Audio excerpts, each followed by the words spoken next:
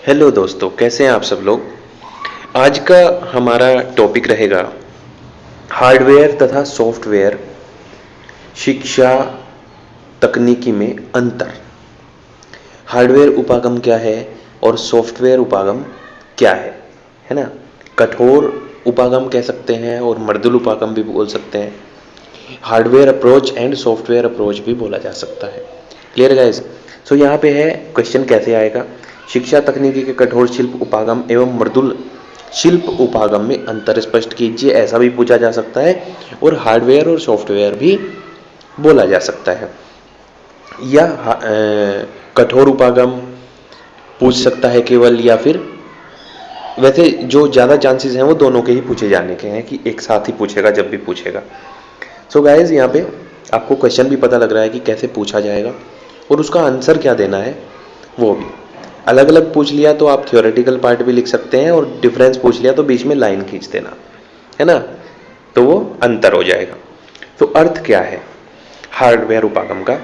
शिक्षा प्रक्रिया, शिक्षण, प्रशिक्षण तथा अनुदेशन में मशीनों तथा माध्यमों का उपयोग। हार्डवेयर उपागम में या कठोर उपागम में वो सारी चीज़ें आती हैं जो भी मशीनें हैं, जो भी यूज़ कर रहे हैं।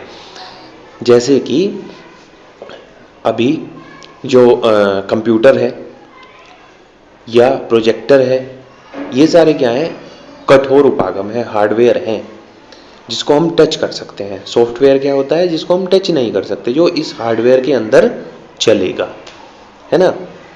सो मशीनों का जो उपयोग है वही हार्डवेयर उपागम है।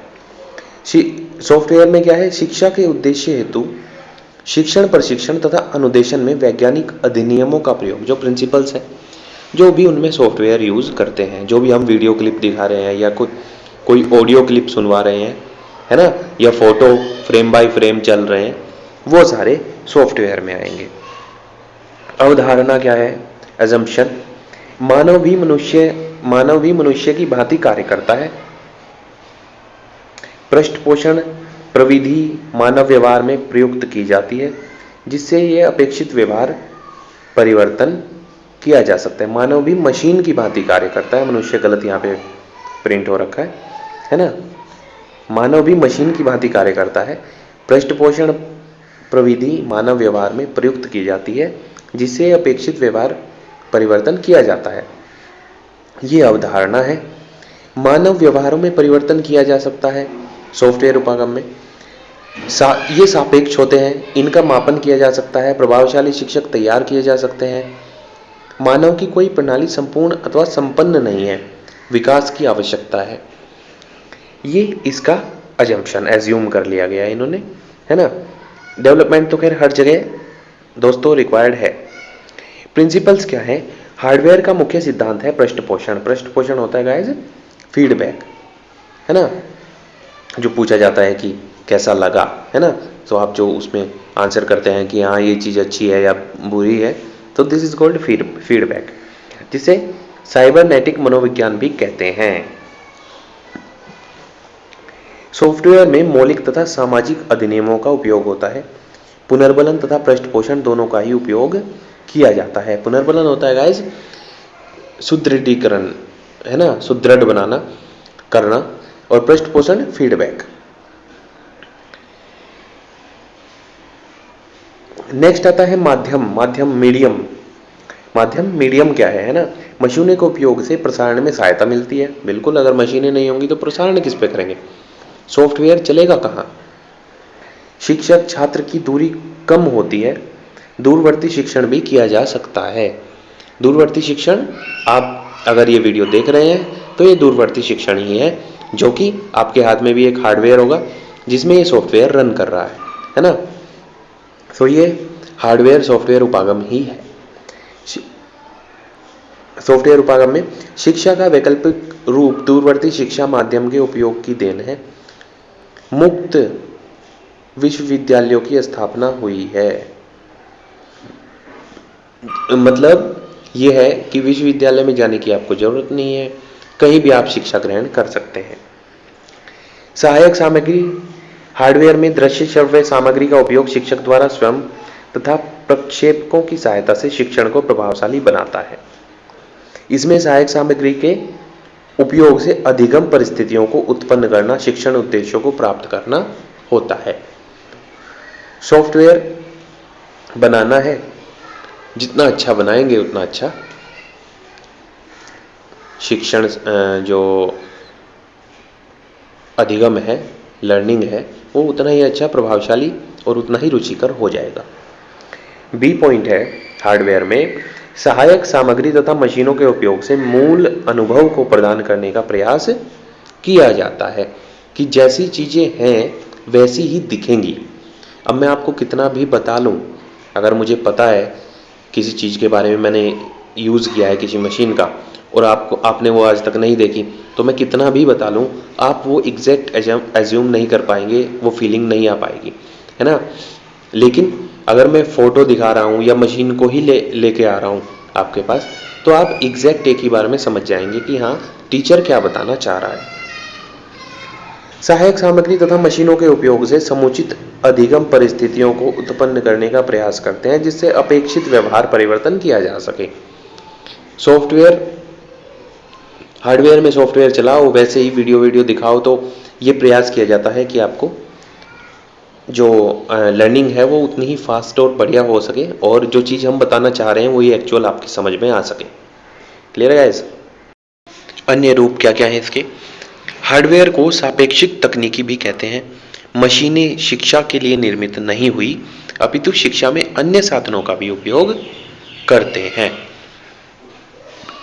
मशीनें, सारी मशीनें शिक्षा के लिए भी निर्मित नहीं हुई, उनमें जो मूल उनका जो कार्य है वो कुछ और है ना, लेकिन उनको हम क्या शिक्षा में उपयोग कर लेते हैं। कोई मशीन किसी कार्य के लिए बनी है, लेकिन हमें उसको समझाने के लिए हम उसका उपयोग कर सकते हैं शिक्षा में, उसकी वीडियो दिखा सकते हैं, कुछ भी दिखा सकते हैं, लेकिन वो सिखाने के लिए तो नहीं बनी है ना। वो तो अपना काम करेगी जिसके लिए उसको डिज़ाइन किया गया है। सॉफ्टवेयर को रचनात्मक तकनीकी भी कहते हैं, रचनात्मक तकनीकी भी कहते हैं। शिक्षक की भूमिका अहम होती है, अनुदेशन की रचना करनी होती है।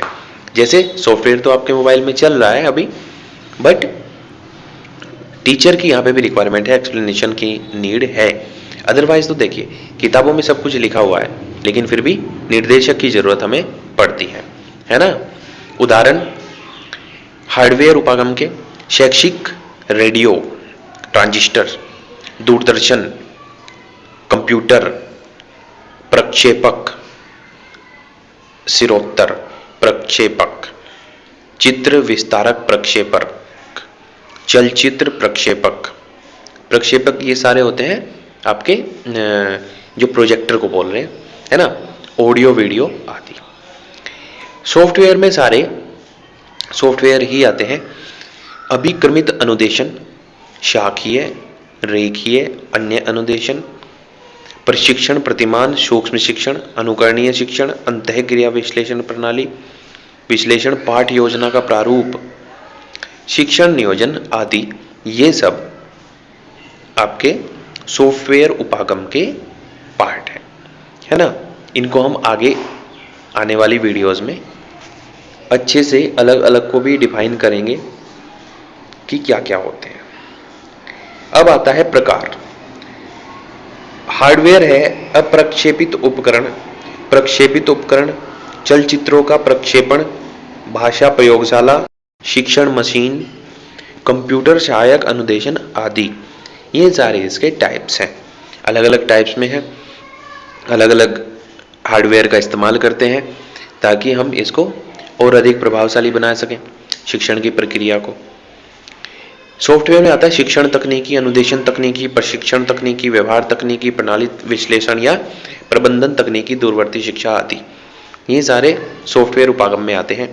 जैसे कि बोर्ड पे लिखते हैं, टीचर्स बोर्ड पे लिख के पढ़ा रहे हैं, तो वो भी सॉफ्टवेयर उपागम का एक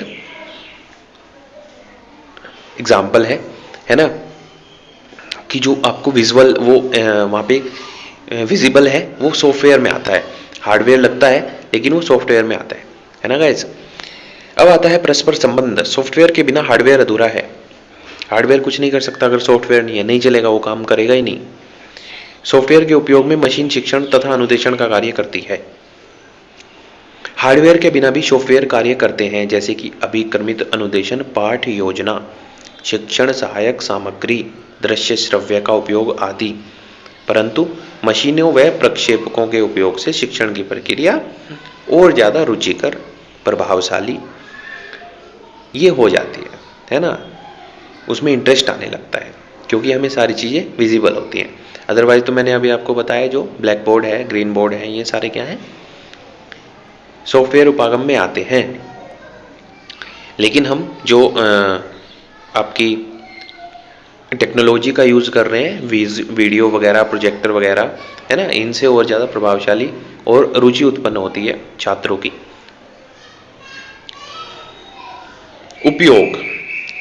उपयोग तो आपको सबको पता है, शिक्षण को प्रभावशाली बनाने में, है ना, रुचिकर बनाने में और सुगम बनाने में, डेवलप करने में चीज़ों को और अच्छे से उनको समझाने में, है ना, शिक्षण में सहायक सामग्री के उपयोग में, परीक्षा प्रणाली को प्रभावशाली बनाने के लिए, शिक्षण उद्देश्यों की प्राप्ति में सहायक होता है, दूरवर्ती शिक्षा के प्रसारण में, है ना, ये सारे हार्डवेयर में लिखने हैं।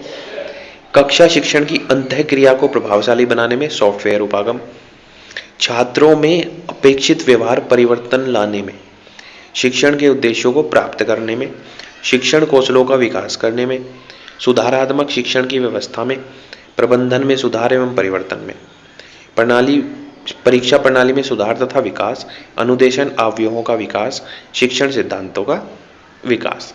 इसमें थोड़े सिद्धांतों के बारे में आ गया। दोनों का काम ही यही है, प्रभावशाली बनाना है, रुचिकर बनाना है और डेवलप करना है चीज़ों को। क्लियर है गाइस? सो ये हार्डवेयर और सॉफ्टवेयर उपागम है और डिटेल में है। यहाँ पे 2-4 पॉइंट्स में ख़त्म नहीं किया, अदरवाइज तो मैं भी लिख के बना सकता हूँ, 4 पॉइंट लिख दूंगा और हो जाएगा। लेकिन उससे क्या होता है कि फिर जब एग्ज़ाम में आप लिखेंगे ना तो आपको प्रॉब्लम्स आएंगी, क्योंकि कंटेंट ही कम पढ़ा है, उससे कम लिखा जाएगा। लॉसेज हर जगह आते हैं, जो आप पढ़ेंगे वो 100% आप लिख नहीं पाओगे, है ना। सो आपके पास कंटेंट उतना होना चाहिए कि अगर उसमें कुछ लॉसेज भी आ जाएं तब भी आप जो लिखें वो उतना होए वहाँ पे, वो कि नंबर आपको फुल मिले। Clear guys? सो अच्छा पढ़ें, बेहतर पढ़ें। सो गाइस, आज की वीडियो में बस इतना ही।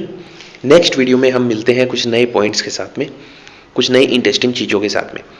Clear guys? तो नेक्स्ट वीडियो में बताऊंगा आपको, मैं बता देता हूँ, शैक्षिक तकनीकी पे हम दोबारा से उसको एनलाइट करेंगे थोड़ा सा और, कि अर्थ क्या है और वो होती क्या है ना। तो तब तक आप नोट्स बनाते रहें और पढ़ते रहें, आगे बढ़ते रहें। All the very best.